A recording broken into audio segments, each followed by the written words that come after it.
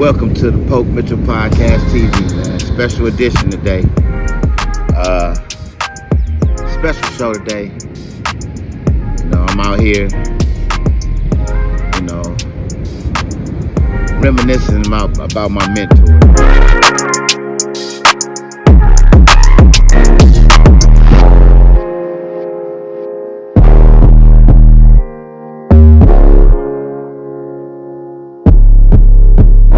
Special edition of the Poke Mitchell Podcast TV.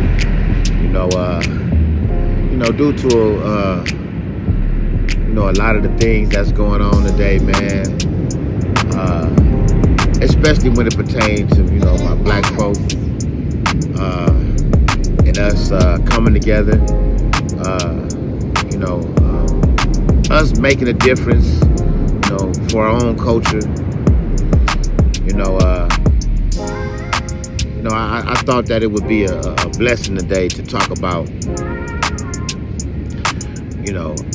my mentors, man. A couple of my mentors, man. People that actually, that God put in my life. For change, for direction, and to see things as a man should be seeing things as he live and grow in this world. One of the people that God put in my life is August Hunter, man. AKA Big Dog from Rolling 20s, Long Beach Crip. Dog was very instrumental in my change. God put that man in my life.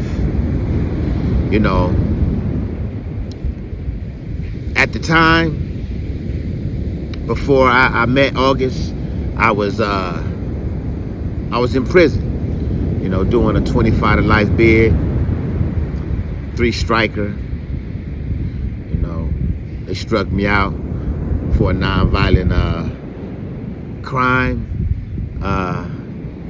It was a law that got put into effect based on the prison system letting a pedophile child killer out, and they let this guy out, and he's a white guy, let him out, and he decided to break into this house and rape and kill a little white girl named Polly Class. And her family, which was they was a staunch supporter after the death of their family member of the 3 strikes law. But they thought that the 3 strikes law would, once it got put on the books, that it would stop people from getting out of jail, or to keep them in jail longer or forever, for that matter, as far as the pedophiles go. And they didn't know, the family didn't know that when the 3 strikes law got put on the books, that it would take down a culture of people.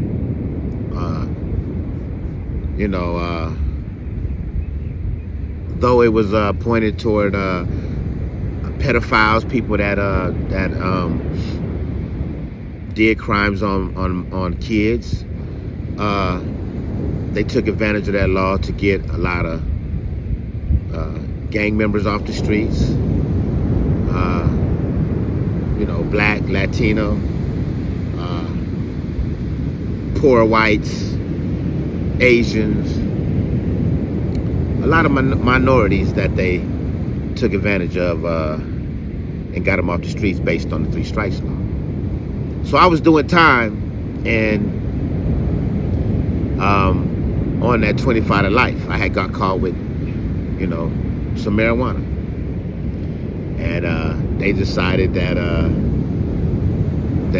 I should get a 25 to life based on the fact that I had marijuana on. And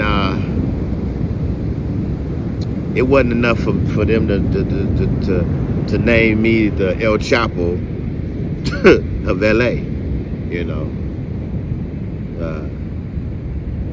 Like I said, it was just a pound of weed. And it was a real valiant effort by the system and LAPD to take the gang members off the streets.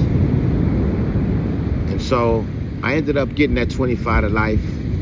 Wasn't nothing you could do. Once after that law had came into effect,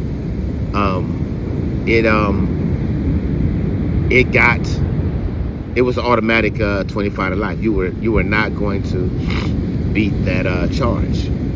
And so a lot of people had admitted to the charges, especially if it was a nonviolent crime that was committed, you know. And so during the time that I got found guilty and was on my way to the penitentiary,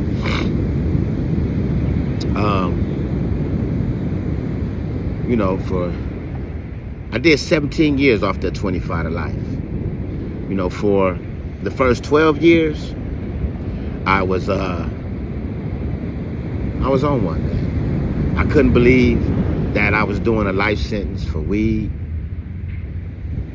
And I just felt like that there was nothing else left for me to do but just to act a fool. And so that's what I did for 12 years. You know, I just stayed on my soldier stuff, man. You know, penitentiary stuff, man. And it was all the way up until the point to where I had was in Corcoran, the old Corcoran, in 2000, and this happened around 2005. I was in the old Corcoran, and kites got dropped on me and some of my comrades, and they ended up putting us in the hole. And because I was in the hole, my points had dropped, and so they sent me to Ironwood. Ironwood was like, it wasn't too much different from a level 4. It was like a level 4, level 3. So once I got down to Ironwood, still on that bull crap, I ended up catching a stabbing down there. And from that point, I got caught, stabbed a dude like 10 times. And they caught me with the knife and everything. And so once I got back there in the hole, and as I went back there to the hole, and I was on the Crip Yard at the time, all the homies was saying, man, the only way you're gonna beat that is you gotta play crazy, man. You gotta play crazy. And I hear a lot of people talk about, you know, these EOP programs, Triple C programs, or whatever, right? And you know, I had no idea of what the Triple C program was really about at the time. But you know, being that I was in there for, you know, doing a 25 to life for a non-violent crime, they were also striking. It was a lot of inmates that were catching their third strike while in prison for violence, physical things that took place in prison. So, you know, I said, man, dang, you know, I had you know, people working on me getting out, and you know, here it is. I just did some some crazy stuff, man. Was involved in some crazy stuff, man. In this stabbing, right? And so I said, man, you know what? I'm gonna do what I gotta do, man. You know what I'm saying? And so, I ended up talking to the psychiatrist, and from me talking to the psychiatrist, that put my stabbing charge on hold, and they sent me to Donovan State Prison. And once I got there, I began to and got out the hole. I began the program there, and I was still in search of my life. As hard as it is to understand when doing time and going through things, man. I was at a time in doing time that things were just starting to hit me different, and I ended up on the yard with my big homie, Big Wicked from Marvin. Me and Big Wicked became cellies. I told this celly he had to go, so I can be in there with my big homie. And so, that took place. Me and Big Wick was in the cell together, Big Unk, and I was still functioning with the young homies on the yard, the young gangsters, and they were some solid little youngsters. They just didn't have no direction, man. And I happened to be out there with them, and one day they had a meeting and said that they wanted me to to have the keys to the gangster car, because I was messing with them on the yard, and I had told Wicked, and Wicked was like, man, nah, Poke, they ain't on your level, man. Leave them alone, man. They gonna tell on you or whatever. I said, nah, man, they straight. They just need some direction. And we had that meeting, and I proceeded to to have the keys to the car, man, and direct them the best way that I could, man. And so while that was taking place, the church on the yard used to be a place where we would go and get it in, man. A lot of discipline took place in the church. We would go to the church bathroom and get it in, so we wouldn't have to get caught for disciplining somebody on the yard. And it was one time where I went to I went to go discipline one of the gangster homies in the bathroom, and I'm in the bathroom. The homie come in the bathroom. I'm about to get at him, and next thing I know, the door opened, and this big old giant looking at me. This big old giant brother looking at me. He say, man, you can't do, man, what you finna do, man? You can't do that in the church, man. He like, man, this the church, bro. And I looked at him like, like, man, don't be telling me, you can't tell me what to do. But the person was August Hunter, Big Dog. August was the pastor on that yard.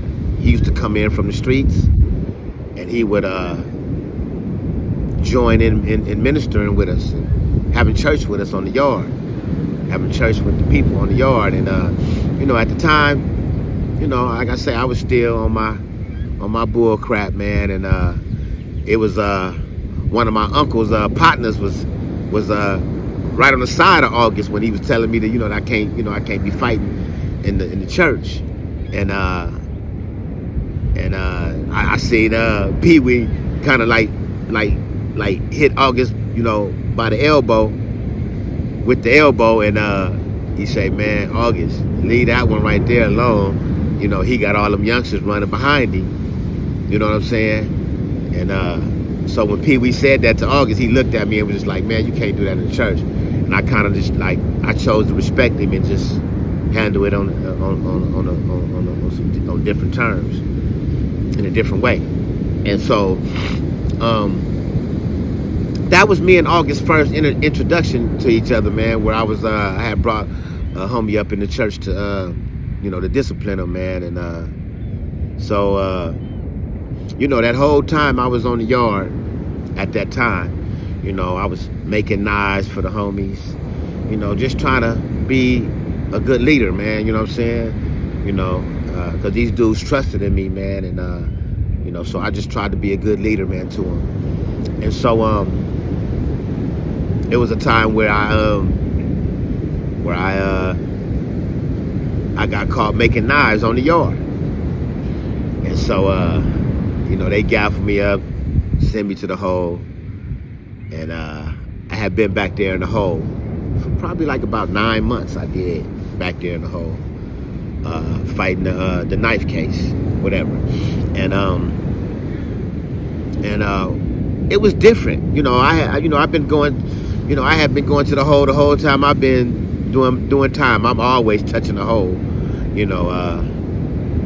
just being a frontliner type of guy, and taking the fight right on. I happened to be, the hole was like another home for me. And so, but it was different this time when I was in the hole. I was in the hole, and my daughter, me and my daughter wrote each other a lot. I used to, one of the things that I hated, going to jail and getting this time and going to jail is that, I didn't want to be known as a deadbeat, and I didn't grow up around that kind of lifestyle where, it was a lot of love that came from my family, a lot of love that came from my friends. So, me having my own kid, oh man, I didn't have nothing but love to give. So, I was getting letters from my daughter at the time, and my daughter had graduated from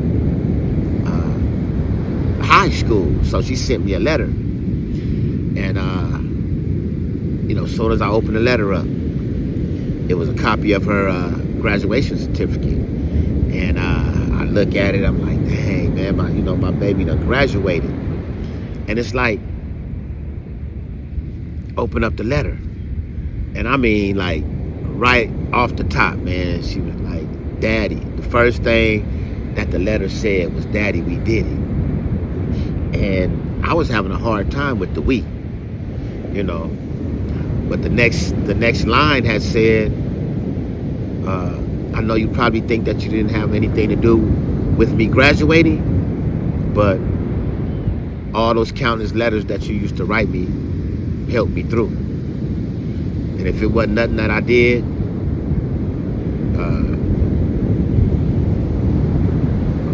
right in my life, I was gonna make sure that my daughter knew everything, if I had to put it in a letter. And so, man, it touched me, man. It opened my heart in a whole different way. At the time, it was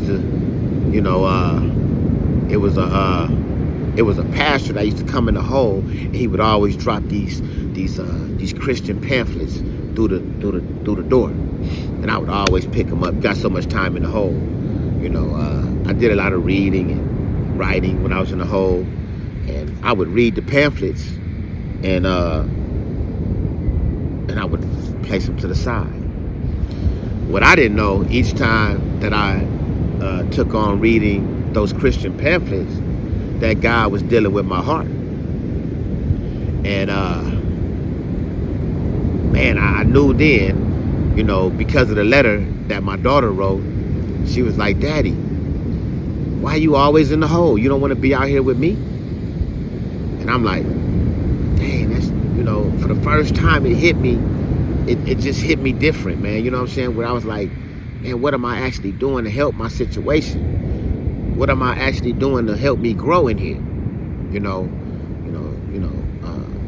And so, I wanted to talk to the pastor, the guy that was passing out these pamphlets every week in the hole. I wanted to have a conversation with him. Now, everybody knew who was who in the hole. At the time, I was like, how am I going to talk to this pastor? How am I going to talk to this pastor guy? And And without people in the hole seeing this fool at my door. I was just going through my own little stuff, man. And so the next time he came, I said, I know what I'm gonna do. I'm gonna work out. I'm gonna get up early in the morning. I'm gonna work out, and I'm gonna be waiting on him to come to the door, and I'm gonna ask him a question. And so I was, that day come, I was working out, having a good workout, man. But the whole time I'm just thinking about how I'm gonna ask this guy, man, about God, man. The question that I had, and he come to the door. He slide the pamphlet through. I run to the door. Hey, excuse me, can I ask you? Can I talk to you for a minute? He come back to the door. He look at me. I look at him. I'm sweating. I'm drenched. I said, I got a question for you. He was like, what is it? I said, who is Jesus?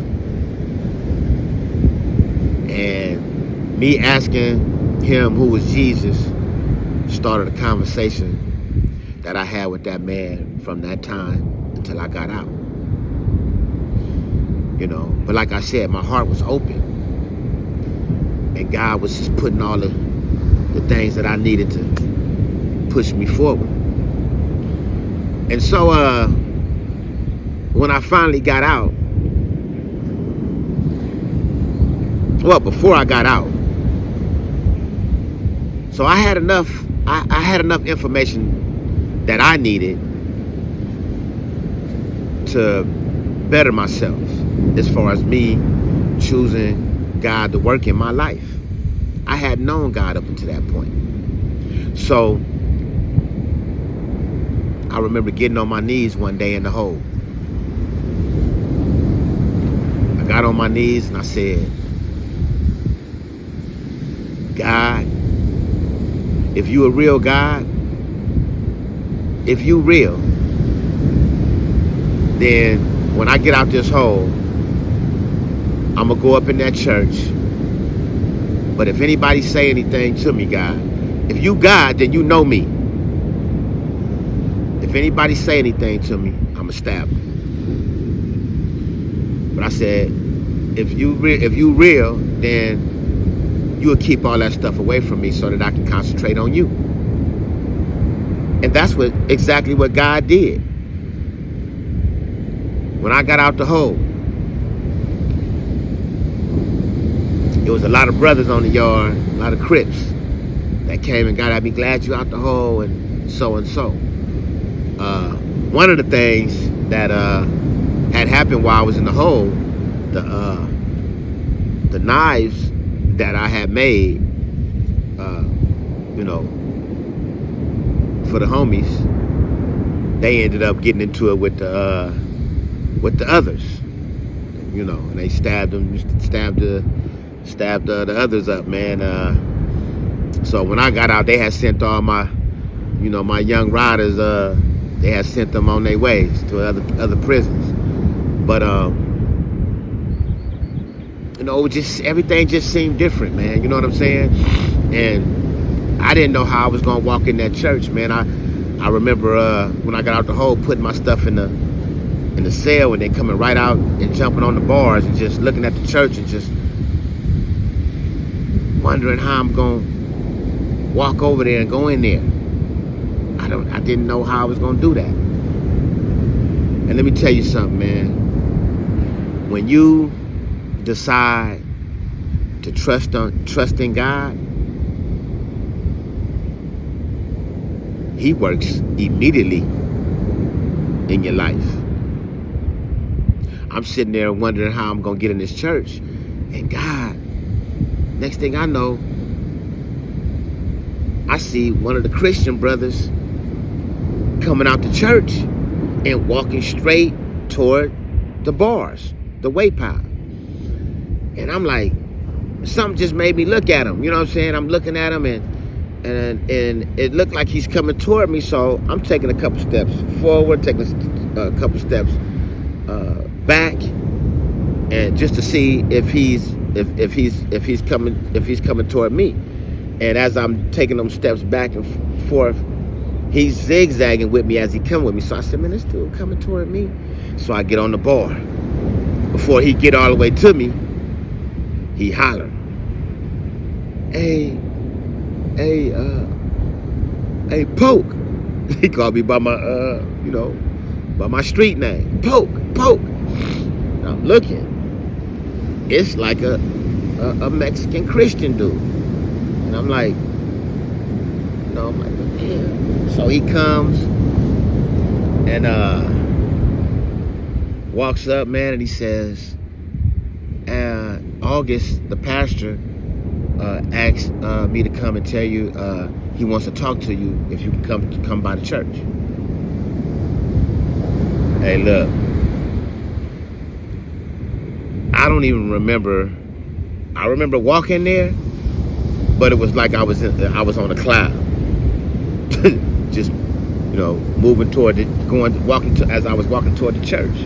And once I got in there, August was in there with a couple of the church fellas, and he leaned back I went in his office and he leaned back in his chair and he like, Pope, what up, Pope? And I'm like, what's up, August? Does everybody on the yard knew that August, was an OG out of the Long Beach 20s, and that he was solid. His reputation on the streets, it was a solid reputation.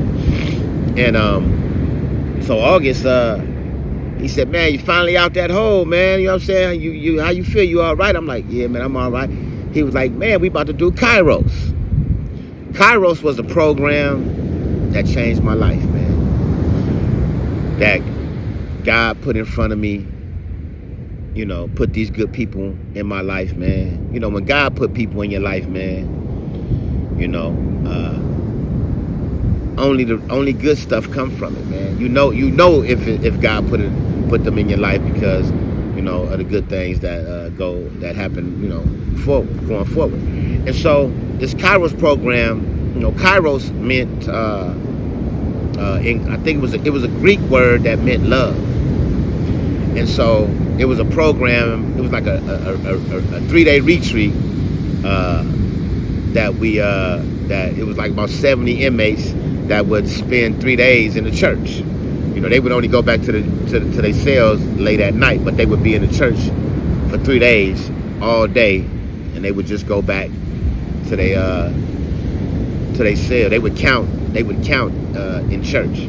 They would count the inmates that were there in church, and the yard recall, they would send the inmates back to their cell, and then the next day they would call the same people in the morning back over there. It was a 3-day retreat, and one of the things that Kairos did, the Kairos program did, they would come and their wives, the men's wives, would bake cookies, and they would give them to the inmates that were in the program, and they would tell the inmates in the program to give cookies out to the people on the yard. Teaching people how to be, try to understand, receiving more, giving more, peace, forgiveness. It was just a lot of things accumulated into, helping you, build your character, man, the right way. And so, they would always tell you to give the cookies to people that you don't like. You know what I'm saying? And for the most part, people did that, man. So when he asked me, August asked me, he like, man, you want to get in this Kairos program? I was like, yeah. And so he was like, man, August had Brewster. You know what I'm saying? Brewster was August's right-hand man at the time. Had him take somebody off the list and put me on. And at the time, and that was the best thing that could ever had happened to me in my life, man. You know what I'm saying? Growing up, man, we play a big part in each other's destruction, man. And teaching each other, the wrong things, how to do the wrong things in life. Not never really having the right backing, to teach you the right things in life. Even, teaching you, how to be the best, person that you can be, man. And so here it is, man. I ended up going into that program, man, in August. Ended up being the reason, for me getting in that program. And I remember the first day that I went to that program, the Kairos program, and the group that I was in, I remember being there, and they would give you this piece of paper for you to write your name and where you was from, or what city or whatever you was from or whatever, and why were you in the program. And I remember when it came to me, I told them my name, but I was like, I'm just here for the cookies. You know what I'm saying?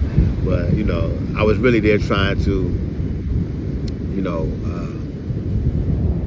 see if God was real in my life, seeing if God was really real, and so I remember the guys, after we doing all that, and I remember the guys getting around me and praying for me, and man, they prayed, they put their hands around me, man. They was like, what you want us to pray for? I didn't know what to tell them. I didn't know what to tell them to pray for, man. You know what I'm saying? And that's crazy, man, when you think about it. Not knowing what to tell somebody to pray for you in your life. And they just start praying. They just start praying for me, man. And like my heart was still, it was still open. And I don't know, something just came over me, man, and I just broke down. And I was kind of mad at myself for crying, for breaking down like that.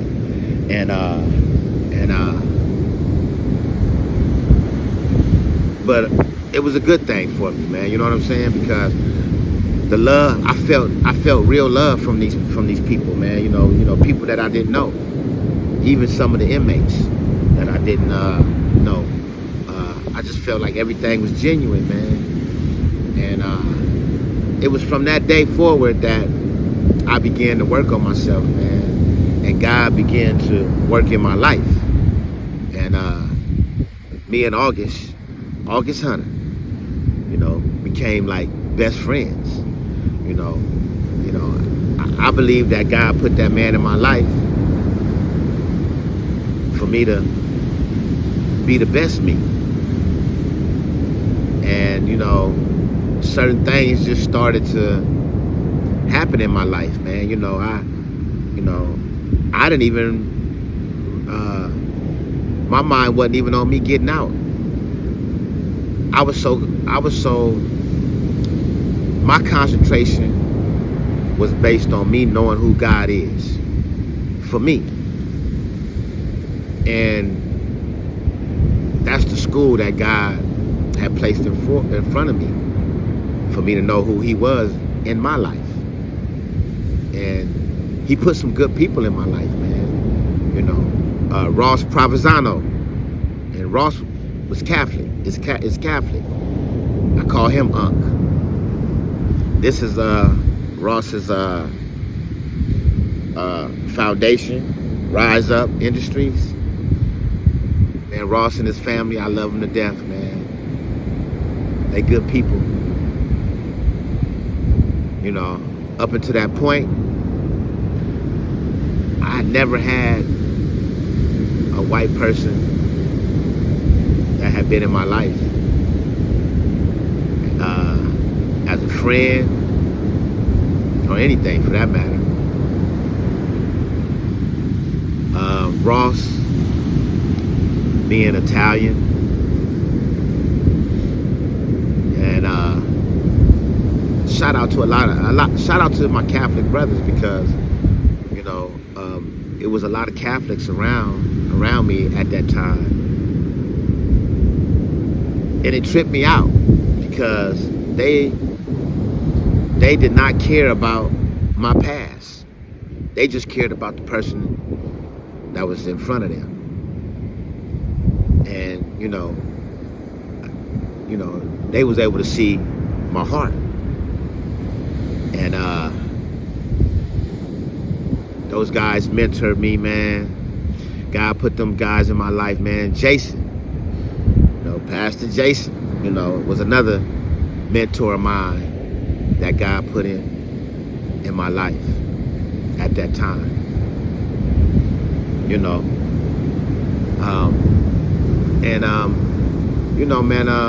Certain gifts was starting to sprout up. I became I played the the drums, the beatbox, and the choir, and all I just cared about doing, all I wanted to do, man, was just good things, man. I just wanted to just let God continue to work in my life, man, and just try to be and just allow it to happen. And like I said, August Hunter, man, became my closest friend, my big bro, my pastor, everything, man. At the time I wasn't getting any packages, anything from family, anything like that. August made sure that I not only got a package, but I would get 2 packages a month from him. He God put that man in my life to guide me the right way. I miss August, man. August, after I got out, I ended up getting out in 2014.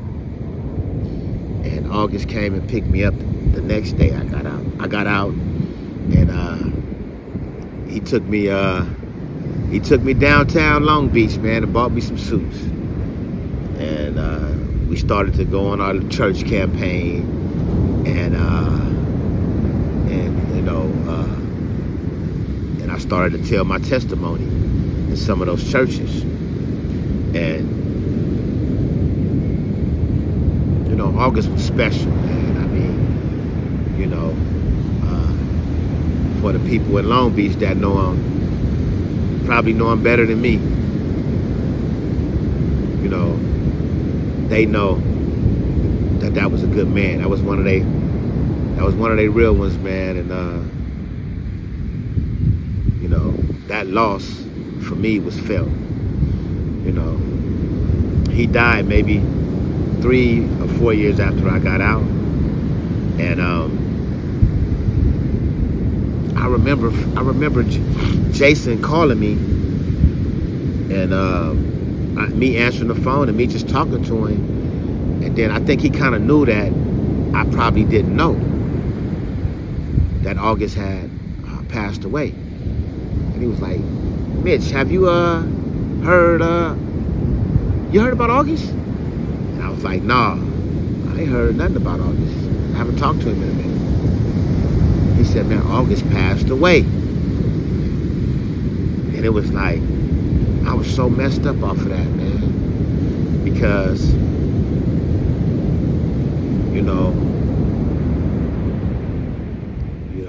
I had to find my own way after I had been out. I had to find my own way. You know what I'm saying? And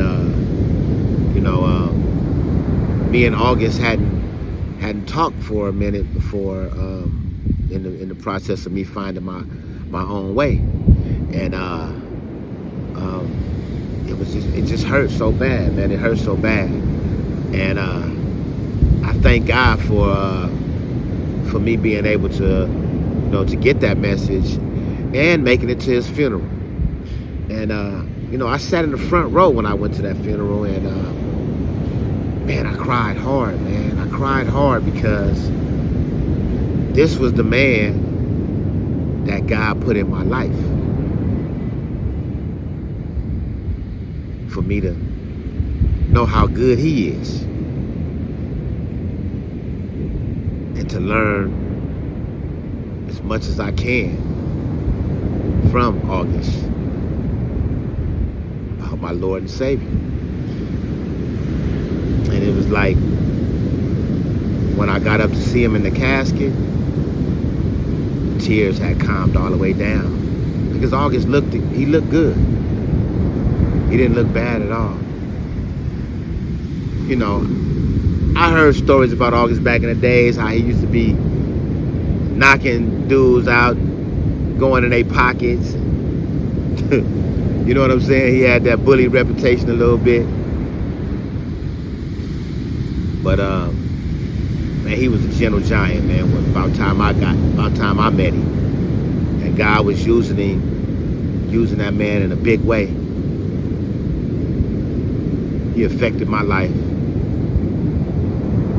in a good way. You know,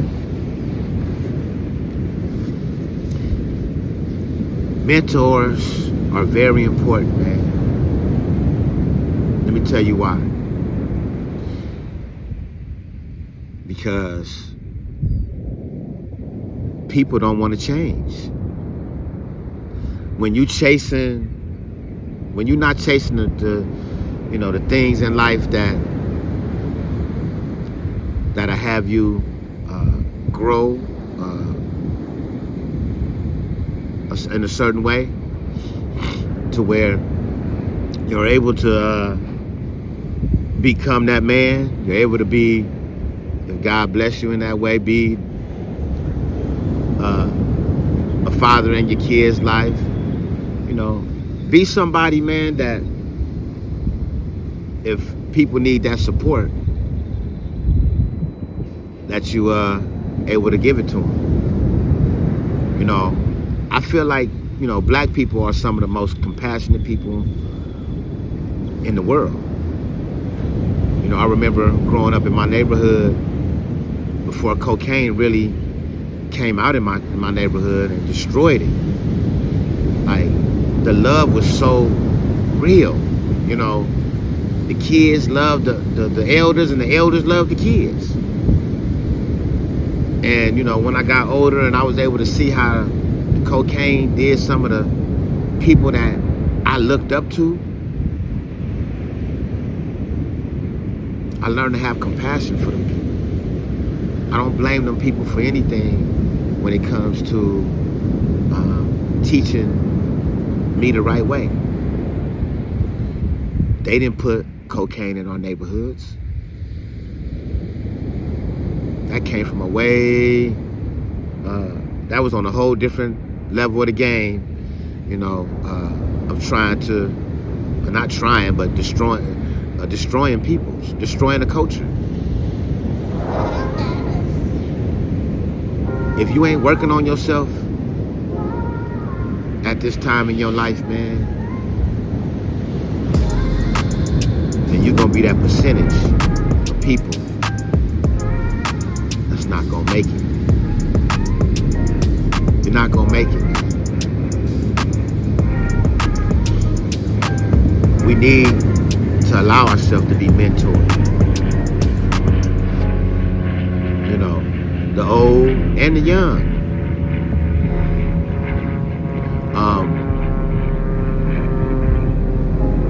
You know,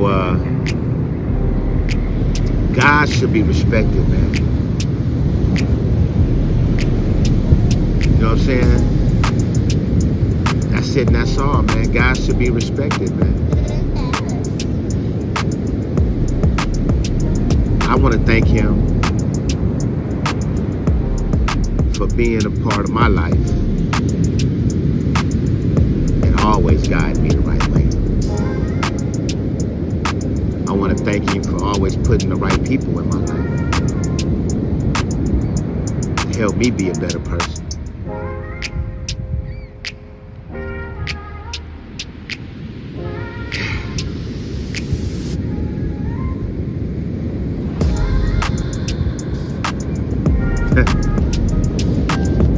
It's all good. Hey, y'all. Poke Mitchell love y'all, man. Poke Mitchell love y'all, man. Hey, shout out to Ross Provenzano. I love you. August, Hunter, rest in peace. I miss you, man.